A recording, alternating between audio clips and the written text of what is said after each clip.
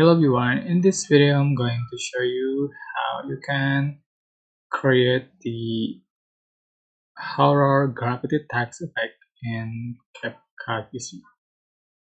So import your videos or images or audios you like to edit, and for example I'm going to select the photo to the track and go to effect and then select the dark.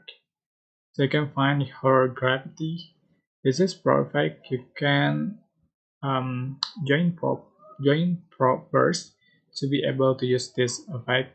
So just add track and you can adjust for the duration in the same length, and then you can change for the option right here. And here we go.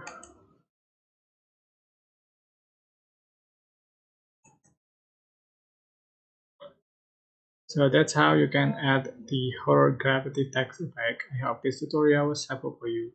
Don't forget to like, comment, share, and also subscribe. Thank you so much for watching.